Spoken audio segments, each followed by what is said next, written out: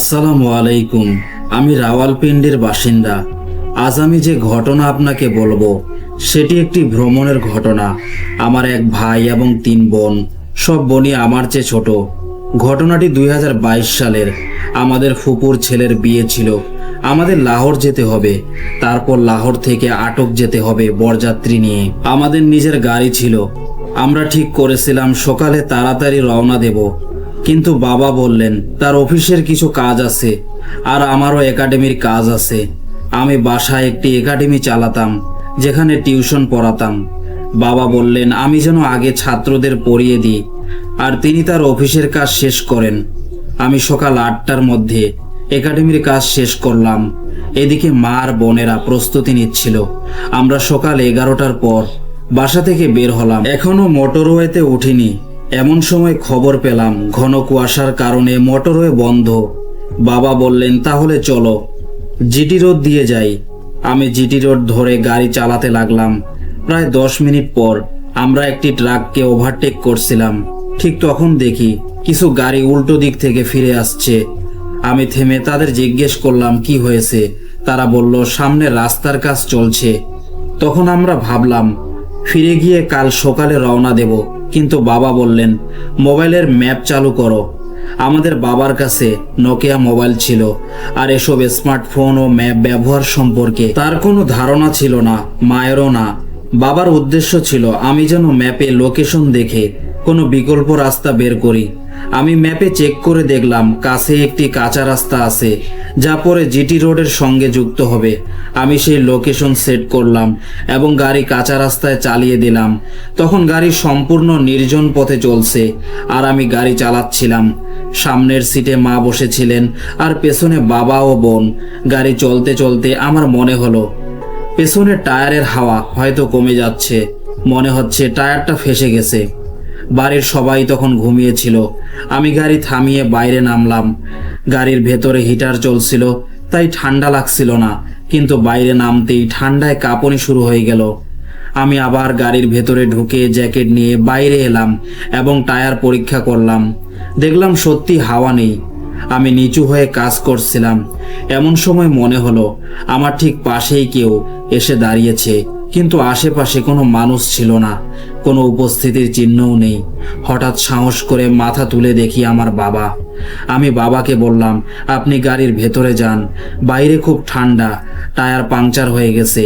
বাবার কোমর ঝুঁকেছিল, ঠিক যেমন বয়স্ক লোকেদের হয়। আমি জিজ্ঞেস করলাম কোমরে কি হয়েছে। বাবা হেসে বললেন এই তো এমনি হয়ে গেছে। এমনভাবে বললেন যেন তেমন কিছু নয়। আমি বললাম চলুন গাড়ির ভেতরে বসে কথা বলি। কিন্তু এরপর যা ঘটলো সেটি আসল ভয়ের শুরু। বাবা আমাকে গাড়ির ডিকির পাশে দাঁড়াতে বললেন আর আমি তার সঙ্গে কথা বলছিলাম। হঠাৎ তিনি বললেন তুমি গাড়িতে যাও, আমি আসছি। আমি গাড়িতে ফিরে এসে দেখি আমাদের পুরো পরিবার গাড়ির ভেতরে ঘুমাচ্ছে আর বাবাও সেখানে। এ দৃশ্য দেখে আমার মাথা যেন অবশ হয়ে গেল। সঙ্গে সঙ্গে গাড়ির দরজা লক করলাম আর স্টিয়ারিং এর উপর মাথা রেখে নিচু হয়ে বসে পড়লাম। মাথায় শুধু একটাই প্রশ্ন ঘুরছে, যদি বাবা গাড়ির ভেতরে থাকেন তাহলে বাইরে যে ছিল সে কে? এমন সময় বাবা জেগে উঠে জিজ্ঞেস করলেন গাড়ি কেন থামিয়েছো? আমি বললাম টায়ার পাংচার। এরপর বললাম যেদিকে আপনি বসে আছেন সেদিকে টায়ার ফেসে গেছে। আপনি এক কাজ করেন, বোনকে মায়ের কোলে বসিয়ে সেদিকের ওজন বাড়িয়ে দিন, তাহলে গাড়ির দুলনি ঠিক হবে। আমি চালাই, দেখি সামনে কোথাও ওয়ার্কশপ পাওয়া যায় কিনা। বাবা রাজি হলেন। সবাই উঠে বসলো, কিন্তু গাড়ি স্টার্ট হচ্ছিল না। কয়েকবার চেষ্টা করেও ব্যর্থ হলাম। তখন বাবা বললেন আমি বাইরে গিয়ে দেখি কি হয়েছে। আমি তখন ভেতরেই আতঙ্কিত। যদি বাবাকে বলে কি ঘটেছে তিনিও ভয় পেয়ে যাবেন। তাই নিজেকে সাহস করে গাড়ি থেকে নেমে কালেমা পড়তে পড়তে বাবাকে ডাকলাম, আপনি টর্চ নিয়ে আসুন, দেখি কি হয়েছে। বাবা বাইরে এলেন, কিন্তু তার মুখ দেখে মনে হলো তিনিও অস্বস্তিতে আছেন। আমি গাড়ির অবস্থা পরীক্ষা করছিলাম। ঠিক তখনই মা গাড়ির ভেতর থেকে চিৎকার করে উঠলেন, দ্রুত গাড়িতে উঠে আসো। আমরা দুইজন দৌড়ে গাড়িতে ঢুকলাম। আমি মাকে জিজ্ঞেস করলাম কি হয়েছে। মা বললেন বাইরে এক বিশাল দেহী মানুষকে দেখেছি, যার কান ছিল খরগোশের মতো লম্বা আর নাক ছিলই না। কথা শুনে আমার বোনেরও ভয়ে কাঁপতে শুরু লাগলো। এখন বিপদী এই গাড়ির বনেট খোলা, আর আমরা বাইরে যেতে পারছি না, কারণ বনেট নিচে নামানো, সামনে কিছুই দেখা যাচ্ছে না। বাবা বললেন, আমরা কি ভোর পর্যন্ত এখানে বসে থাকবো? আমি গিয়ে দেখি আল্লাহর রহমতে হয়তো গাড়ি ঠিক হয়ে যাবে। আমি বললাম, না, সবাই মিলে যেতে হবে। এরপর আমি আবার গাড়ি থেকে নামলাম, বাবাও নামলেন। আমরা গাড়ি পরীক্ষা করলাম, কিন্তু সবকিছু ঠিকঠাক ছিল। আমার সঙ্গে আগেও কয়েকটি অদ্ভুত ঘটনা ঘটেছে, কিন্তু সেদিন যা হলো তা আলাদা মাত্রার ভয়ঙ্কর। এদিকে মা ও বোনেরা গাড়ির ভেতরে বসে আয়াতুল কুরসি আর বিসমিল্লাহ পড়ছিলেন। আমি আবার গাড়ি স্টার্ট করলাম। এবার গাড়ি চলতে শুরু করলো। মনে হলো বুকের ভেতর জমে থাকা নিঃশ্বাস যেন বেরিয়ে এলো। কিন্তু কিছু দূর যেতেই মনে হলো গাড়ির উপর হঠাৎ যেন অতিরিক্ত ওজন চাপলো। গাড়ি 15 থেকে 20 কিলোমিটারের বেশি গতিতে চলছিল না। এক্সকেলেটর পুরো চাপ দিলেও কোনো লাভ হচ্ছিল না। আর কিছুক্ষণের মধ্যে গাড়ি আবার বন্ধ হয়ে গেল। আমাদের গাড়ির কাচ পুরো কালো ছিল। আমি ইচ্ছা করে এমন করিয়ে নিয়েছিলাম যাতে বাইরে থেকে কেউ ভেতরে কিছু দেখতে না পারে। বাবা বললেন, গাড়ি এখানে থামাও, আমরা ভেতরেই থাকবো যতক্ষণ না কোনো পথচারী আসে। মা তখন বাবাকে বললেন, আপনি কি বলছেন? এখানে আবার কে আসবে?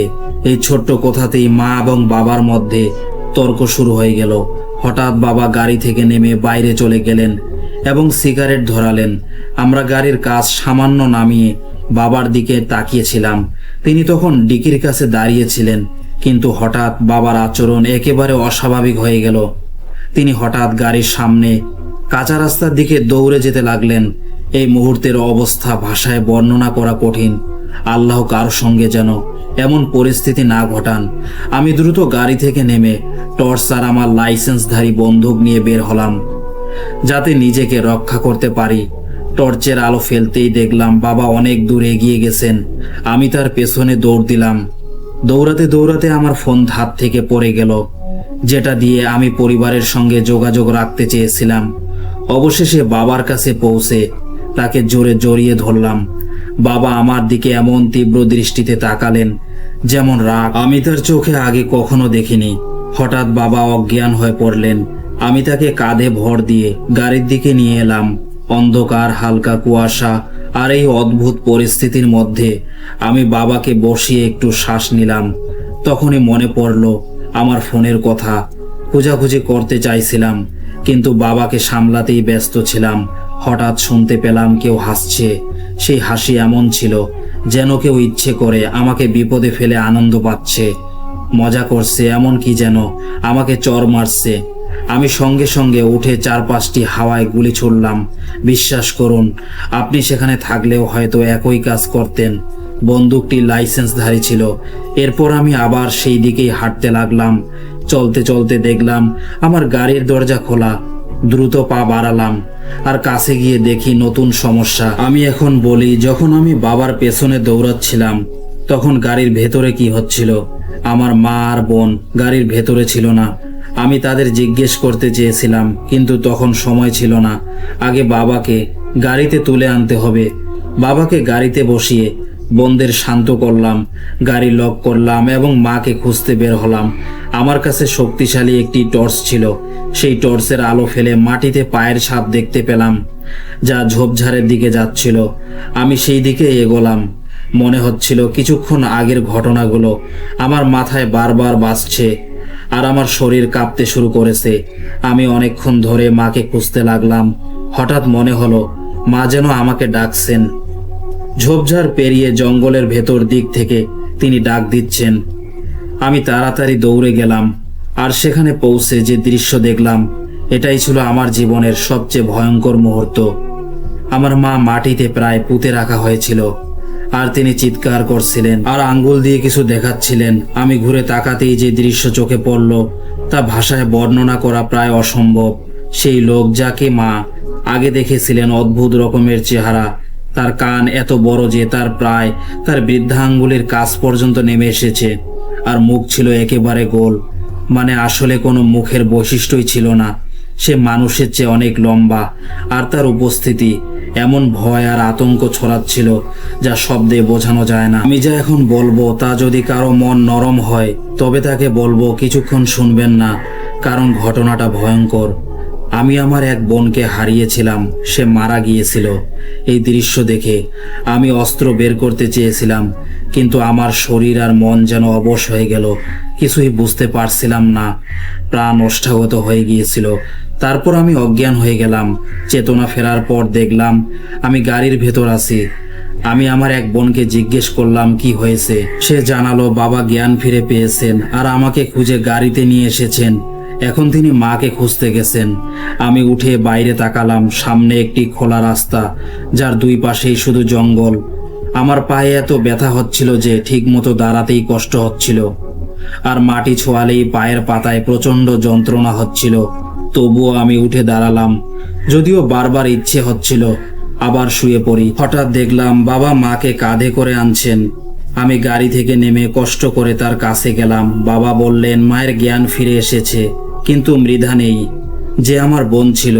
আমরা সিদ্ধান্ত নিলাম এখন আর ফিরে যাওয়া যাবে না, কারণ আমাদের বোন মৃধা এখনো জঙ্গলে আছে। মা বললেন ও ওখানে আছে, তাকে বাঁচাও, ও যেন মেরে না ফেলে, বাঁচাও তাকে।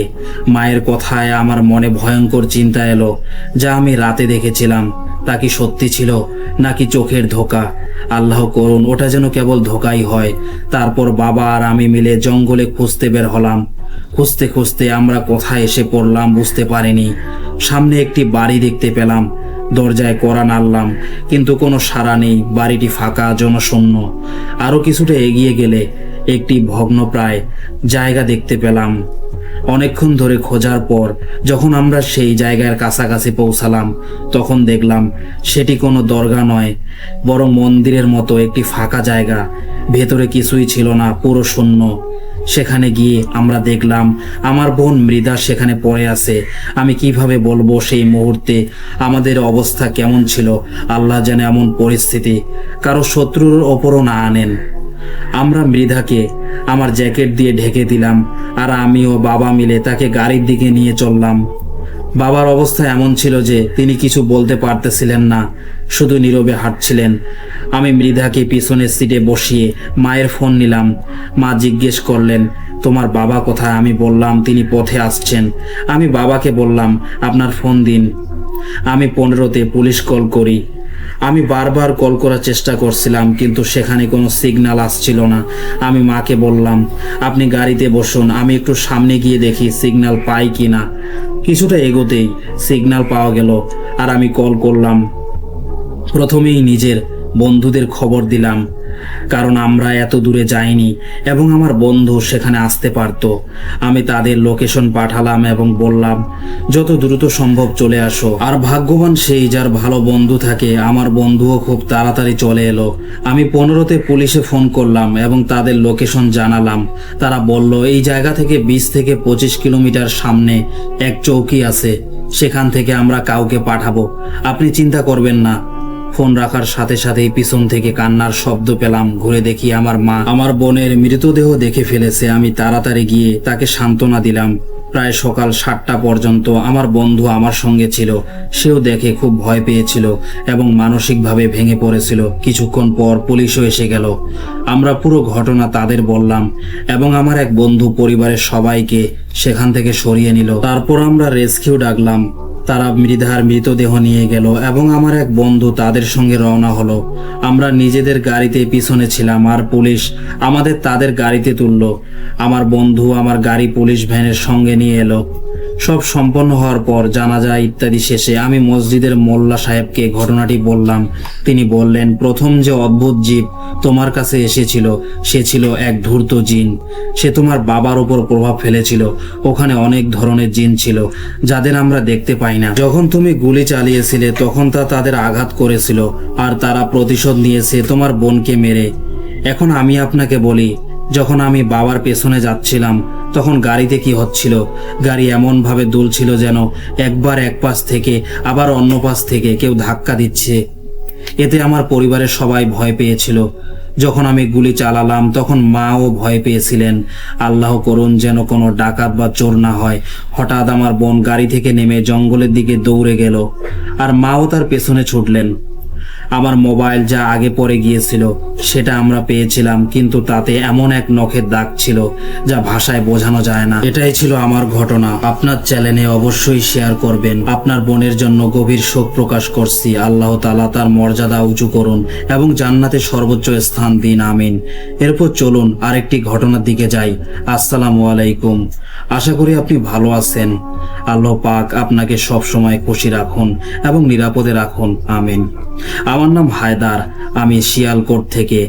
আমি আর আমার এক বন্ধু ফয়জান ডিউটির সময় আপনার ঘটনা শুনি। যতক্ষণ না আপনার ঘটনা শুনি আমাদের ডিউটির সময় যেন কাটতেই চায় না। এক ইয়ারবাড ফয়জানের কানে থাকে আর এক আমার কানে। আমরা আপনার ঘটনা খুব উপভোগ করি, অনেক ধন্যবাদ। এবার আমার ঘটনা বলি। আমি এক গ্রামে থাকি। আমার গ্রাম থেকে কিছু দূরে একটা জঙ্গল আছে। এই ঘটনাটা রমজান মাসের। আমি ফয়জান আর আমরা 3 বন্ধু প্রতিদিন এশার নামাজ পড়ে কিছু তারাবি পড়ে মসজিদ থেকে বের হতাম।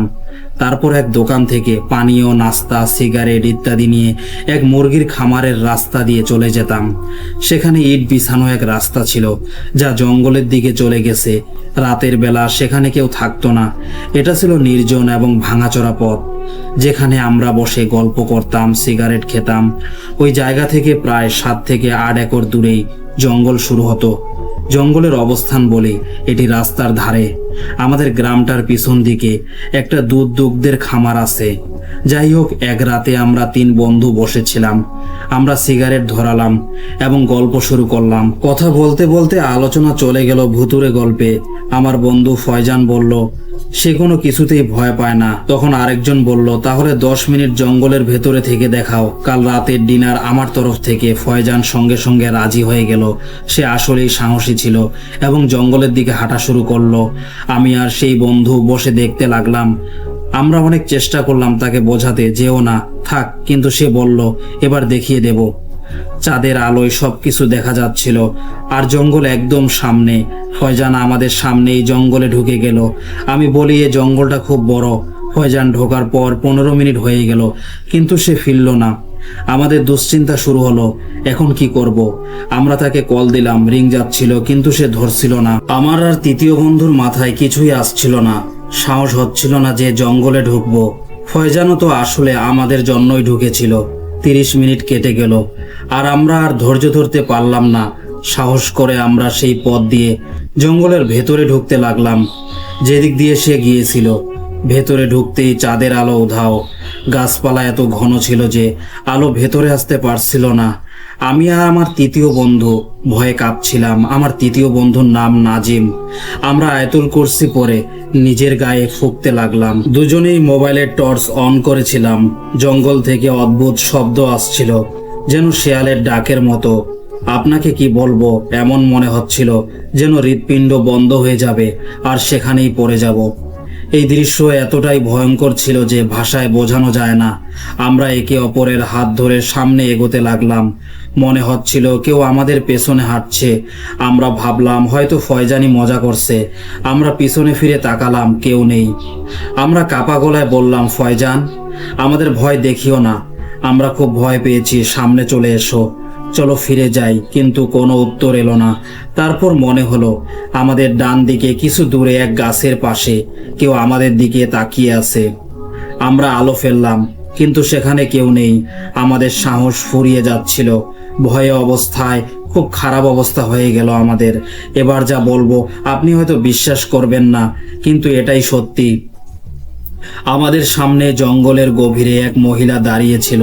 তার চুল ছিল অনেক লম্বা, পা উল্টো দিকে ঘোরানো, চোখ পুরো লাল, মুখ আল্লাহ মাফ করুন ভয়ঙ্কর, হাতও পেছনের দিকে বাঁকানো। আর সে অদ্ভুত ভঙ্গিতে গাছের পাশে দাঁড়িয়েছিল। আমরা তাকে দেখেই চিৎকার করে উঠলাম এবং প্রাণপণে দৌড়ে জঙ্গল থেকে বেরিয়ে গেলাম। কিছু দূরে মুরগির খামার ছিল, সেখান থেকে কয়েকজন ছেলে আমাদের চিৎকার শুনে বাইরে এলো। আমরা তাদের কাছে গিয়ে পড়ে গেলাম। তারা আমাদের পানি খাওয়ালো, একটু শান্ত করলো। তখন রাত 11টা বেজে গেছে। আমরা সব কথা তাদের বললাম। এরই মধ্যে বাড়ি থেকেও কল আসতে লাগলো। আমরা জানালাম কি ঘটেছে। ফয়জানের পরিবার এবং গ্রামের কয়েকজন লোক আমাদের কাছে চলে এলো। অনেক মানুষ জড়ো হয়ে গেল আর তারা ফয়জানকে খুঁজতে জঙ্গলে ঢুকলো। আমার আর আমার নাজিমের অবস্থা খুব খারাপ ছিল, তাই আমাদের বাড়ি পাঠানো হলো। পরে চাচা জানালেন, যখন সবাই জঙ্গলে পৌঁছালো তারা ফয়জানের ফোনে কল করলো। রিং শোনা যাচ্ছিল, শব্দ আসছিল জঙ্গলের ভেতর থেকে। শব্দের দিক ধরে তারা এগিয়ে গেল আর কিছু দূরে ফয়জানকে অচেতন অবস্থায় পড়ে থাকতে পেল। বাড়ির লোক আমাদের প্রচণ্ড বকাঝোকা করলো। 3-4 দিন পর ফয়জানের সঙ্গে দেখা হলো।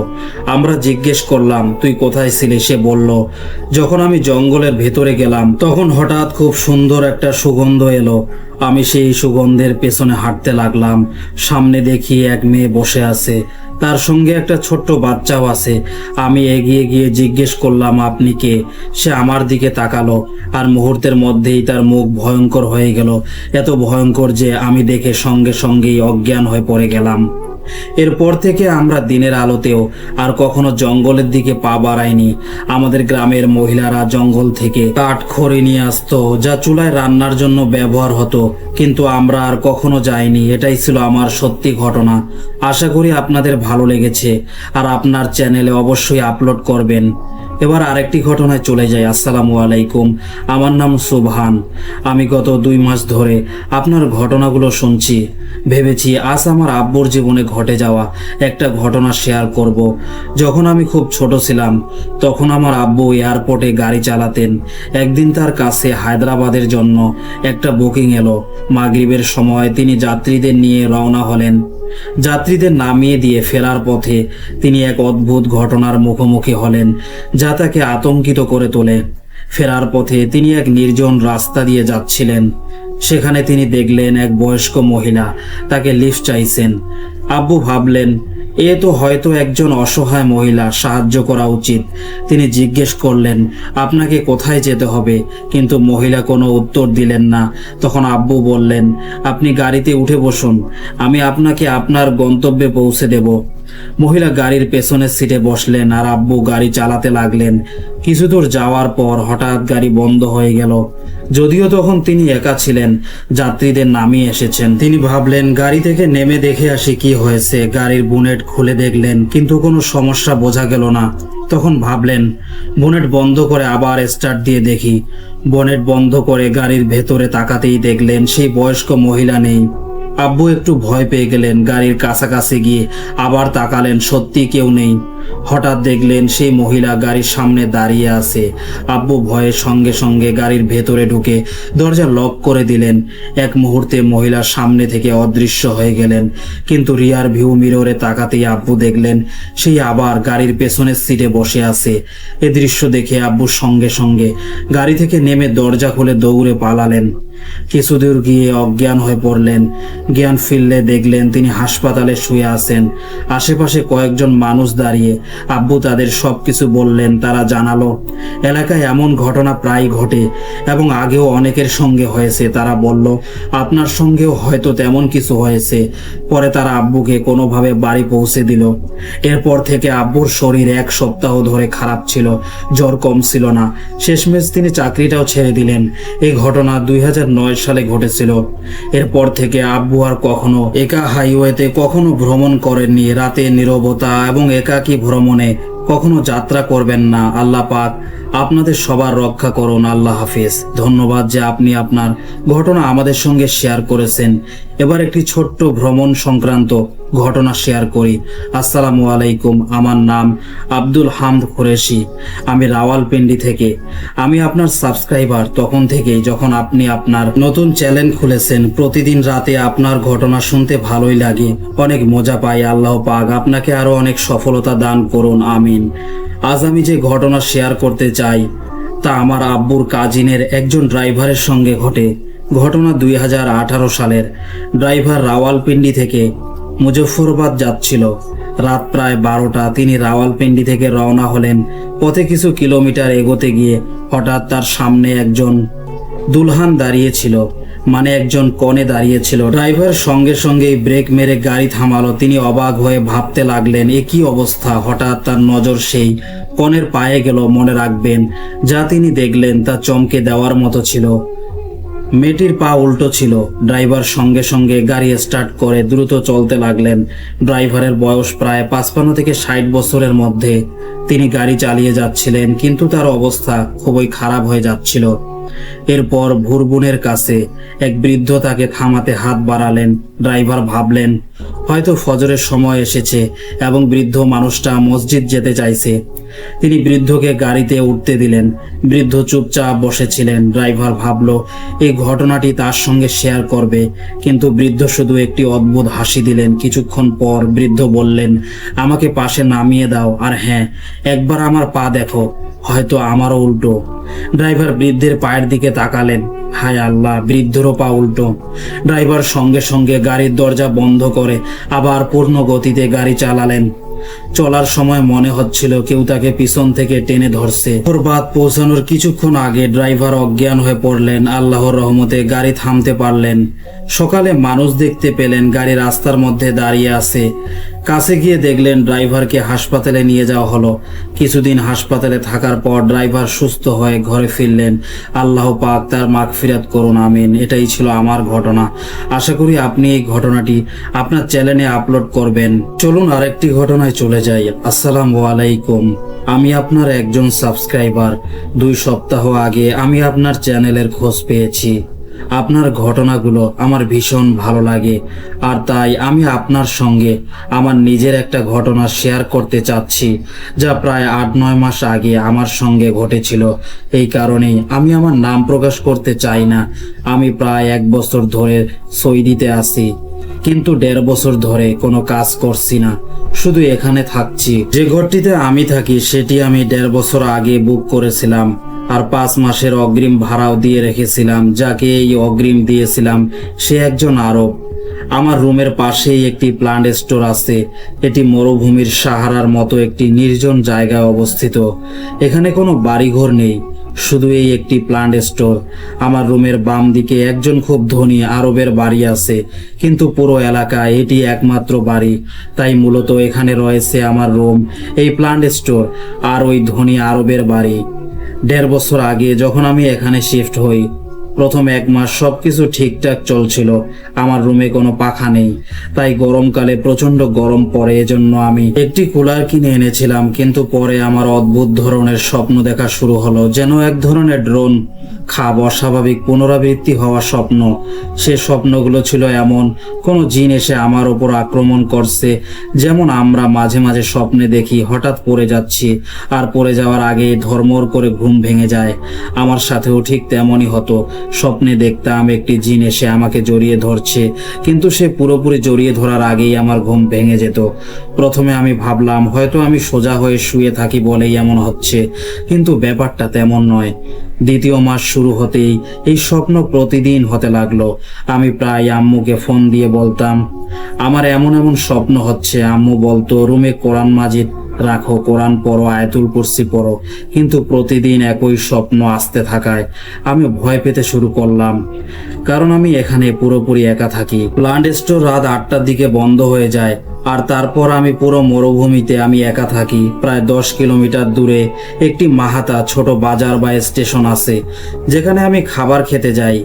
যে এই প্লান্টে স্টোরের মালিক সে অনেক ধনী, কিন্তু সে শখের বসে আর সময় কাটানোর জন্য মাঝে মাঝে ওই প্লান্ট স্টোরে কাজ করতে যেত।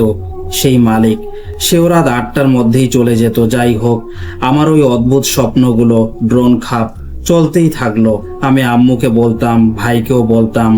ভাই আমার কথা শুনে হাসাহাসি করতো, বলতো এখন তো মজা পাচ্ছ একা থাকতে গিয়ে, কোনো কাজ করো না, শুধু বসে থাকো, চলো আমাদের সঙ্গে কাজ করো। কিন্তু আমার ওদের সঙ্গে তেমন বনিবনা হতো না। পুরো 4 মাস ধরে এই স্বপ্নের ধারাবাহিকতা চললো।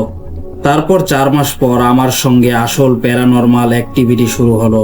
আমার রুমে 2টি গেট, একটা বাইরের দিকে আর একটা ভেতরের দিকে, যেটা চাবি দিয়ে খোলা লাগে। একদিন রাতের ঘটনা, আমি রুমে এসে গেট বন্ধ করলাম, আর সঙ্গে সঙ্গে কেউ দরজায় নক করলো। প্রথমে ভাবলাম হয়তো বাইরে কেউ দাঁড়িয়ে আছে। তখন রাত 11টা বাজে, আর প্ল্যান্ট স্টোর তো 8টায় বন্ধ হয়ে যায়। তাই মনে করলাম হয়তো কোনো শ্রমিক এসে দরজা নক করেছে, কিন্তু দরজা খুলতেই দেখি বাইরে কেউ নেই। এটাই ছিল আমার জীবনের প্রথম সরাসরি অদ্ভুত অভিজ্ঞতা। তখন ভাবলাম হয়তো কেউ আমাকে মজা করার জন্য বিরক্ত করছে, কারণ এখানে আরবরা প্রায় একরকম দুষ্টুমি করে মানুষকে ভয় দেখানোর জন্য। তাই মাথায় সেই চিন্তা এলো হয়তো আমাকে কেউ ইচ্ছা করে ভয় দেখাচ্ছে। যাই হোক, দরজা বন্ধ করে আবার ভেতরে এলাম। কিন্তু সেদিন রাতটা আমার জন্য ভীষণ অস্বস্তিকর ছিল। মনে হচ্ছিল দরজায় নক করলো কে। আমার রুমে একটা জানালার মতো জায়গা আছে যেখানে আসল জানালা লাগানো নেই। জানালার বাইরে নালা বা গাটারের মতো একটি জায়গা, আর তার ওপরে সব বালু, প্রায় এক রুমের সমান জায়গা। আমি সেখানে একটি ত্রিপল তারপলিন দিয়ে ঢেকে রেখেছি যাতে মশা বা ধুলোবালি ভেতরে না আসে। ঝড় বৃষ্টি হলে সেখান থেকে প্রচুর বালু ঢুকে যায়, তাই এই ব্যবস্থা করেছি। তার পরের দিন যা ঘটলো, আমি বসেছিলাম আর আমার বিছানার ঠিক সামনে থেকে সেই ত্রিপল বা তারপালিন দেখা যায়। আমার রুমের দরজা নেই, শুধু এক পাশে সিঙ্ক আছে, তারপর ওয়াশরুম, মানে আমার সামনে দিয়েই সেই ত্রিপল ঢাকা জায়গাটা পড়ে। আমি ত্রিপলটাকে ভেতর থেকে ওয়াইপার দিয়ে বেঁধে রেখেছিলাম, আর নিচেও মজবুতভাবে আটকানো ছিল যাতে বাতাসেও তা না পড়ে। কিন্তু হঠাৎ করেই সেটি নিচে পড়ে গেল। আমি ভাবলাম হয়তো বাতাসের কারণে হয়েছে, কিন্তু আজ পর্যন্ত যত জোরে হাওয়াই লাগুক না কেন এটি কখনো পড়েনি। মনে হলো হয়তো কোনো চোর এসে টেনেছে। তাই আমি পাশ দিয়ে গিয়ে দেখলাম ওপাশে কেউ নেই। এই দরজার বাইরের দিকে একটা গুন্ডি থাকে, সেটাও খুলে বাইরে উকি দিলাম, সেখানে কেউ নেই। কিন্তু ব্যাপারটা অদ্ভুত ছিল, যেভাবে পড়লো মনে হচ্ছিল কেউ যেন নিচের দিকে টেনে ফেলেছে। যাই হোক, আমি আবার সেটিকে আগের মতো ঠিক করে ওয়াইপার দিয়ে বেঁধে দিলাম। ওর প্রায় 8 দিন পর আরেকটা ঘটনা ঘটলো। আমার ওয়াশরুমের একটা ছোট জানালা আছে, সেই জানালার ওপাশেই প্লান্ট স্টোর। আমি কখনো সেই জানালা খুলি না, কারণ ভয় লাগে। রাতে যখন ওয়াশরুমে যাই তখনও জানালাটা সবসময় বন্ধ থাকে। এর লোক এমন ধরনের যে হাওয়ায় খুলে যাওয়ার প্রশ্নই আসে না। কিন্তু একদিন দেখি জানালাটা খোলা। আমি অবাক হয়ে গেলাম, আজ পর্যন্ত একবারও আমি এটা খুলিনি। ছবি দেখালেও বোঝা যাবে ওটার লক একেবারে মজবুত। তাই ব্যাপারটা আরো ভয়ঙ্কর লাগলো। সময় যেতে থাকলো আর আমার ওই অদ্ভুত স্বপ্ন ড্রোন খাপ চলতেই লাগলো। তারপর একদিন রাত 3টার দিকে আমি ওয়াশরুমে যাচ্ছিলাম। যেহেতু আমি কোনো কাজ করি না, আমার রুটিনও একদম এলোমেলো। কখনো দিনে ঘুমাই, কখনো রাতে জেগে থাকি। সেই রাতে 3টায় আমি পুরো জেগেছিলাম। যেই আমি ওয়াশরুমের দিকে যাচ্ছি দেখি জানালাটা আবার খোলা, আর জানালার ওপাশে হঠাৎ খুব তীব্র একটা আলোটা হঠাৎ চলে গেল। আর সেটা দেখেই আমার গায়ের সমস্ত লোম খাড়া হয়ে গেল। আমি জোরে জোরে চিৎকার করতে লাগলাম, আল্লাহর নাম নিতে লাগলাম। তখনই বুঝে গেলাম এটা আমার কল্পনা নয়, আমি নিজের চোখে দেখেছি যেন জানালার ওপাশে কোনো আলোর মতো কিছু বসে আছে। আর তারপর হঠাৎ অন্যদিকে সরে গিয়ে মিলিয়ে গেল। প্লান্ট স্টোরে তখন কেউ ছিল না। আমি নিজেকে বোঝাতে চাইলাম হয়তো কোনো শ্রমিক ছিল, টর্চ লাইট মেরেছে। কিন্তু ওই আলো টর্চ লাইটের মতো নয়। তবুও মনকে শান্ত করার জন্য আয়াতুল কুরসি পড়ে নিজেকে বললাম, না, এটা নিশ্চয়ই কোনো শ্রমিকের কাজ। সেই রাতটায় আমি এক মুহূর্ত ঘুমাতে পারিনি। সকাল হওয়ার অপেক্ষা করতে লাগলাম। ভোরে রোদ উঠলো। আমি এক বন্ধুকে ফোন দিলাম, বললাম কল কাটিস না, আমি ভয় পাচ্ছি। তারপর একটু পর ঘুমিয়ে পড়লাম। কিন্তু আলো দেখার পর থেকে আমার চারপাশে অদ্ভুত ঘটনাগুলো আরো বাড়তে লাগলো। আমার চোখের সামনে টেবিলের ওপর রাখা পানির বোতল নিজে থেকেই পড়ে যাচ্ছিল। কাপ, স্যানিটাইজার সবকিছু যেন অদৃশ্য হাতে ঠেলে ফেলা হচ্ছে। বাইরে একটা ছোট সিঙ্কের মতো জায়গা আছে যেটা রান্নাঘরের মতো করে বানানো। সেখানে আমার ব্রাশ, চিরুনি রাখা থাকে। ওগুলোও পড়ে যাচ্ছিল। আমি ভাবলাম হয়তো ইঁদুর হবে, কারণ এখানে প্রচুর ইঁদুর থাকে। কিন্তু ইঁদুর হলে চোখে পড়তো, আর ইঁদুরের পক্ষে টেবিলের ওপর থেকে বোতল ফেলে দেওয়া কঠিন। ধীরে ধীরে আমি এইসব ব্যাপারের সাথে অভ্যস্ত হয়ে গেলাম। এভাবে আরো 4 মাস কেটে গেল। যেমন আগে স্বপ্নে দেখতাম কোনো জিন এসে আমাকে জড়িয়ে ধরছে, এবার নতুন স্বপ্ন আসা শুরু হলো। স্বপ্নে দেখতাম একজন মানুষ, সে সাদা কাফনের মতো কাপড় পরে আছে, আমার হাত ধরে বলছে আমাকে বাঁচাও। আপনি নিজেই ভাবুন, একজন মানুষ মরুভূমির মাঝখানে একা থাকে, যার সাথে আগে থেকেই এসব অদ্ভুত ঘটনা ঘটছে। রাতে ভয়ঙ্কর স্বপ্ন দেখছে, আর এখন স্বপ্নে কোনো মৃত মানুষের মতো কেউ এসে হাত ধরে সাহায্য চাইছে। সেই মানুষের মানসিক অবস্থা তখন কেমন হতে পারে? এরপর যখন আমি সেই স্বপ্ন থেকে জেগে উঠলাম, আমার পুরো শরীরে কাঁটা দিয়ে উঠেছিল। রাত তখন 4টা, আমি সম্পূর্ণ একা। কারো কাছে যাওয়ার সুযোগ নেই, আশেপাশে কেউ নেই। ভাবলাম কোনো বন্ধুকে ফোন দেই, কিন্তু বন্ধুরা তখন গভীর ঘুমে, পরিবারের সবাইও ঘুমিয়ে আছে। আমি এত ভয় পেয়েছিলাম যে বাইরে বেরোতেও সাহস পাইনি। মরুভূমির এই জায়গায় খুব কদাচিৎ কোনো গাড়ি যায়, তাই সাহায্যেরও উপায় ছিল না। মনে হলো বন্ধুকে কল দিয়ে লাইন খোলা রেখেই ঘুমিয়ে পড়ি, যেন অন্তত কথা বলার কেউ থাকে। আমি উঠে স্পিকারে কোরআনের তেলাওয়াত চালিয়ে দিলাম, এতে কিছুটা শান্তি পেলাম। ভোরে সূর্য ওঠার পরই ঘুমিয়ে পড়লাম, কিন্তু এরপর থেকে প্রতি 2-3 দিন অন্তর অন্তর সেই মানুষটি আবার স্বপ্নে আসতে লাগলো। তার মুখ যেন দগ্ধ পোড়া কয়লার মতো, আর সে প্রতিবার বলতো আমাকে বাঁচাও। প্রতিবার এই স্বপ্ন দেখে আমার গায়ে কাঁটা দিত। বলা সহজ, কিন্তু অনুভব করা ভীষণ ভয়ঙ্কর। এক রাতে আবার স্বপ্ন দেখে জেগে উঠলাম। সময় তখনও ঠিক রাত 4টা। ফোন হাতে তুলে ভাবলাম বন্ধুকে কল দেই, কিন্তু তারপর মনে হলো না, আমি তো ভাইদের কাছেও ফিরতে পারবো না, আর পাকিস্তানেও না, কারণ আমার হাতে পর্যাপ্ত টাকা নেই। এভাবে পুরো 1 মাস সেই মৃত মানুষের মতো মানুষটি আমার স্বপ্নে এসে বলতো আমাকে বাঁচাও। আমি ভাইকে বললাম আমার স্বপ্নে একজন মৃত মানুষ আসে আর সাহায্য চায়। এর তাবির বা ব্যাখ্যা কি হতে পারে? ভাই বলল, তুমি নামাজ পড়ো না, অথচ আমি নিয়মিত নামাজ 5 ওয়াক্ত পড়তাম। আমি ভাইকে বললাম আমাকে কিছু টাকা দাও, যেন আমি ভালো কোনো জায়গায় থাকতে পারি, অথবা এমন টাকা দাও যেন আমি পাকিস্তান ফিরতে পারি। আমি এখানে আর থাকতে চাই না। আমি এখানে থাকছিলাম শুধুমাত্র আমি ইউরোপ যেতে চাইছিলাম। তাই কোনো এজেন্টের জন্য অপেক্ষা করছিলাম, যেন সে আমার ভিসার ব্যবস্থা করে দেয় আর আমি ইউরোপ চলে যেতে পারি। এই কারণেই আমি এখানেই থাকছিলাম। একবার চেষ্টা করেছিলাম, কিন্তু আমার ভিসা রিজেক্ট হয়ে গিয়েছিল, তাই এই অপেক্ষা চলছিল। একদিন রাত 12টার দিকে আমি ফোনে ব্যস্ত ছিলাম। আমার বিছানার পিছনে একটা ছোট শেলফ আছে। হঠাৎ মনে হলো আমার পেছনে কেউ আছে। আমি ঘুরে তাকাতেই দেখি স্বপ্নে যাকে দেখতাম সেই মানুষটি সেই শেলফের উপর বসে আছে। তার গড়ন অস্বাভাবিকভাবে লম্বা। আমি মুহূর্তের মধ্যে ফোন বিছানায় ফেলে দিয়ে বাইরে বেরিয়ে গেলাম। বাইরে তখন ভয়ঙ্কর অন্ধকার। রাস্তার কোথাও কোনো লাইট নেই, নেই কোনো গাড়ি বা মানুষ। বিশ্বাস করুন, আমি টানা 2 ঘন্টা বাইরে বসেছিলাম। এতটা সাহস হচ্ছিল না যে ভেতরে গিয়ে ফোন নিয়ে ভাইকে কল করি। এমনকি যদি কোনো গাড়ি পাশ দিয়ে যেত, আমি তাকে বলতাম আমার সাথে ভেতরে চলুন, আমার ফোন নিতে হবে। কিন্তু সেই 2 ঘন্টা একটি গাড়িও যায়নি। টানা এতক্ষণ আমার শরীরে কাঁটা দিয়ে উঠছিল। ভাবুন তো, আপনি এমন এক জায়গায় একা, যেখানে আশেপাশে কেউ নেই, আর স্বপ্নে দেখা সেই মানুষটি হঠাৎ বাস্তবে আপনার ঘরে উপস্থিত। শুধু এই চিন্তাতেই শরীর অবশ হয়ে যায়। আমার ঘর থেকে প্রায় 5 কিলোমিটার দূরে ডাবল রোড শুরু হয়, আর একটু এগোলেই মেহতা এলাকা। সেখানে গাড়ি দেখা যায়, তবে বেশিরভাগই ট্রাক। 2 ঘন্টা পর আমি আয়াতুল কুরসি পড়তে পড়তে ভেতরে ঢুকলাম। ফোন হাতে নিলাম আর বন্ধুকে কল দিলাম। তখন রাত 2:30। আমি ওকে বললাম আমার সাথে এই ঘটনাটা ঘটেছে। আমি পুরো ঘটনা বন্ধুকে শুনিয়ে দিলাম। সে বলল, যদি আশেপাশে কোনো আলেম থাকেন তাহলে তাকে গিয়ে বলো। আমি বললাম আমি তো ভাইদের বলছি, কিন্তু তারা আমার কথা শুনে হাসছে, কোনো সাহায্য করছে না। সে আবার বলল, তুমি স্বপ্নের ব্যাখ্যা কোনো আলেমের কাছে জেনে নাও। আমি বললাম স্বপ্ন ছাড়ো, আমি তো সেই মানুষটাকে বাস্তবে দেখেছি। আমি ভাইকে বলছিলাম আমাকে টাকা দাও, হয় আমি পাকিস্তান ফিরে যাই, নয়তো অন্য কোথাও শিফট হই। 2 বার আমি এই জায়গার ভাড়া দিয়েছি, কিন্তু এখন আর টাকা নেই। তখন আমি চাচ্চুকে বললাম, উনি একজন আলেম এবং আমার চাচ্চুর বাসা থেকে প্রায় 120 কিলোমিটার দূরে। আমি সব ঘটনা বললাম তাকে। উনি বললেন, তুমি মাটিতে বসো, আমি কিছু করছি। আমি বললাম, আপনি কি করবেন? উনি বললেন, আমার ওপর ভরসা রাখো। এরপর হঠাৎ আমি অজ্ঞান হয়ে গেলাম। তারপর কি ঘটেছে আমি কিছুই জানি না। পরে চাচ্চুকে জিজ্ঞেস করলাম আসলে কি হয়েছিল। উনি বললেন, আগে সমস্যা মিটুক, তারপর বলবো। আমি আগেই বলেছি, আমার ঘরের পাশের একটা জায়গা আছে যেখানে আমি ত্রিপল দিয়ে ঢেকেছিলাম। ওখানে একটা নর্দমার মতো জায়গা আছে, অনেক বালিও জমে আছে। যখন পুলিশ এলো, চাচু পুলিশকে বললেন আমরা এই জায়গা খুঁড়ব।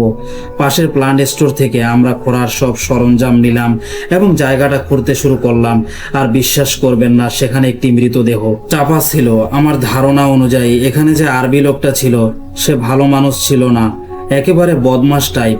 সে একবার আমাকে বলেছিল, তুমি এই পাশের জায়গায় কোনো আবর্জনা ফেলবে না, এই জায়গার সাথে তোমার কোনো সম্পর্ক নেই, এখানে কিছু করবে না। জায়গাটা দেখে মনে হয়নি যে এখানে কোনো মৃতদেহ চাপা থাকতে পারে।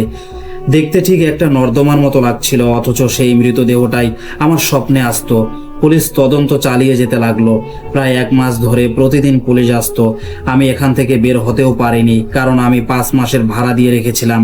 এরপর সেই আরবি লোকটা 1 সপ্তাহের জন্য গায়েব হয়ে গেল, আর তার প্লান্ট স্টোরও বন্ধ রইল। আমি যখন অজ্ঞান হয়েছিলাম তখন চাচ্চু আমাকে বলেছিলেন আমি তোমার ওপর কবজা বা পজিশন করেছিলাম। এখানে জিনেরও প্রভাব ছিল, আর মৃতদেহের কারণে এক জিন তোমাকে ইশারা করতে করতে ওখানে নিয়ে গিয়েছিল। তিনি ইশারায় বলেছিলেন এখানে কিছু আছে, আর জিনরা আরবি ভাষায় কথা বলছিল। চাচ্চু পুলিশকে এই জন্যই ডেকেছিলেন, যাতে আমরা নিজেরা খুঁড়তে গিয়ে মৃতদেহ পাই না। না হলে পুলিশ আমাদেরকেই সন্দেহ করত যে আমরাই খুন করেছি। তাই আগে পুলিশকে ডেকে খুঁড়ানো হয়, তারপর মৃতদেহ উদ্ধার হয়। তারপর মামলাটা চলতে থাকে, কিন্তু এর পরিণতি কি হয়েছে আমি সেটা জানি না। মৃতদেহ কার ছিল সেটাও অজানা। আমি পুলিশকে বলেছিলাম যে সেই আরবি লোকটাই আমাকে এই সাইডে যেতে নিষেধ করেছিল। যখন আমি এটা বললাম তখন পরের 1 সপ্তাহ প্লান্ট স্টোর বন্ধ ছিল। আজও জানি না সেই মৃতদেহ কার, আর কে তাকে এখানে কবর দিয়েছিল। এটাই ছিল আমার ঘটনা। ভালো লাগলে অবশ্যই শেয়ার করবেন। অনেক ধন্যবাদ আপনাকে। সো লিসেনার্স, আজকের মতো এখানেই শেষ। ঘটনাগুলো ভালো লেগে থাকলে চ্যানেলটিকে লাইক করবেন এবং সাবস্ক্রাইব করবেন, আর কমেন্টের মাধ্যমে জানাবেন ঘটনাটা আপনাদের কেমন লাগলো।